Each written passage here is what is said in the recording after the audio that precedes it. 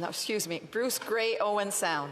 Thanks, Madam Speaker. I asked a question on the 20th of May to the Finance Minister whether or not she would keep her promise to support the long-term interests of wineries and cideries, especially the smaller businesses like the cideries in my riding of Bruce-Grey-Owen Sound, or would she just continue to tax them into bankruptcy? I want to thank the Finance Minister for listening to those of us in opposition, especially those in the Conservative Party, the Bloc Québécois, and even, I believe, the NDP, who were calling for this exemption for those Canadian wineries and cideries made from Canadian honey or apples to be exempt from the excise duty. That being said, I'd like to remind the Liberal government of the following facts. Canada has thousands of high-quality wineries, breweries, cideries, and distilleries. Over 95% of these producers are small businesses, many which have been impacted by the COVID-19 pandemic, the inflation crisis, payroll tax increases, labor shortages, and the ongoing supply chain issues. Small businesses took on average an almost $170,000 in new pandemic-related debt over the last couple years. The cost of living continues to increase faster than prevailing wages. Agriculture producers are already facing serious supply chain disruptions, and the hospitality sector was one of the hardest hit during the pandemic.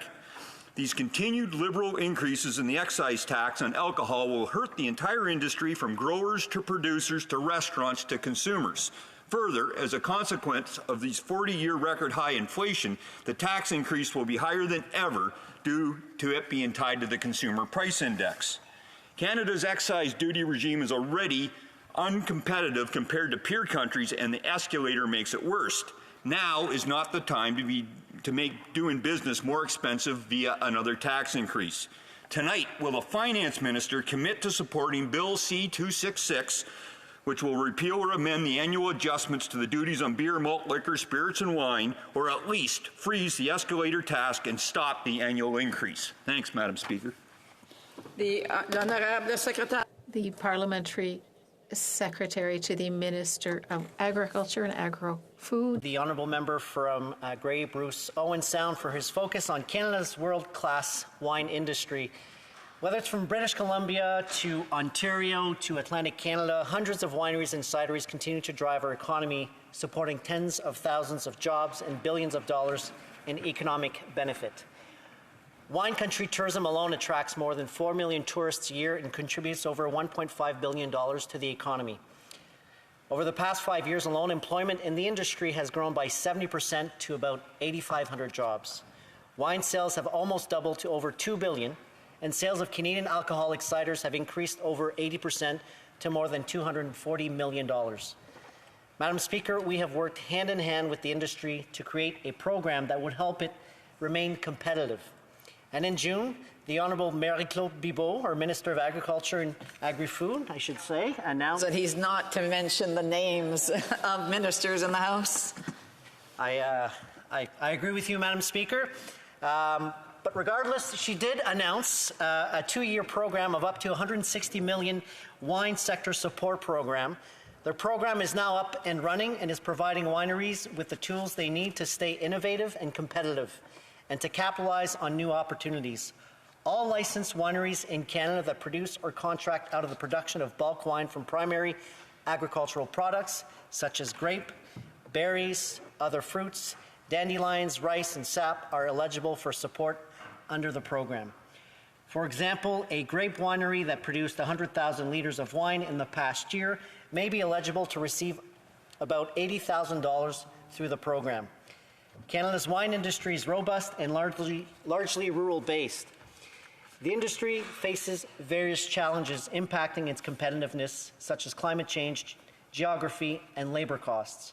Support from this new program will enable the wine industry's businesses to become more resilient and provide economic stability within the industry.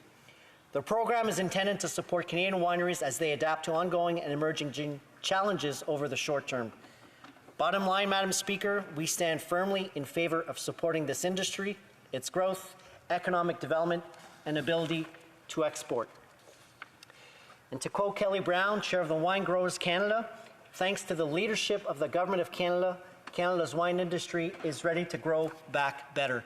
And Madam Speaker, I do want to thank all of the 4 wineries that I do have at home and that make great wine. I'm sure my honourable colleague and mine and myself could compete about who's got the best wine. Thank you so much, Madam Speaker.